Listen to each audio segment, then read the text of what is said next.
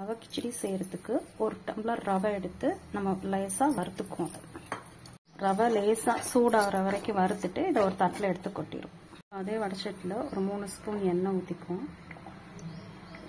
எண்ணெய் காஞ்சதும் கடுகு, உளுத்தம்பருப்பு, கொஞ்சோண்டு சீரகம், ஒரு சிட்டிகை பெருங்காயம். கடுகு சீரகம் வெடிச்சோன்னே ஒரு 4 பச்சை மிளகாய் கீறி வச்சுருக்கேன். வெங்காயம், பொடியாக நறுக்கின வெங்காயம் அதை போட்டு லேசாக வணங்கட்டும். லேசாக வணங்கினோன்னா இஞ்சி பூண்டு பேஸ்ட் 1 ஸ்பூன் போட்டுட்டு நறுக்கின தக்காளி போட்டு வணக்கிடுவோம். ஒரு கொத்து கருவேப்பிலை போட்டுக்கோம். இப்போ காய்கறியெல்லாம் ஆட் பண்ணிப்போம்.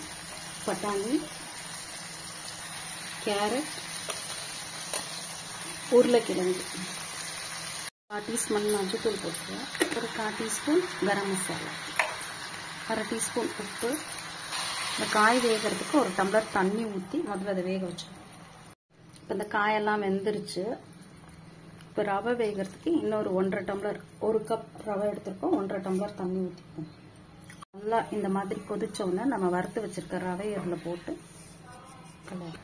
நல்லா வெந்துருச்சு. இப்போ அதை நம்ம மூடி ஒரு 5 நிமிஷம் ஸ்டவ் ஆஃப் பண்ணிட்டு ஒரு 5 நிமிஷம் இந்த ஆவியிலே வச்சோம்னா நல்லா இதாக 5 நிமிஷம் கழிச்சு மூடியை திறந்து கொத்தமல்லி தூவி சர்வ் பண்ணிடுவோம்.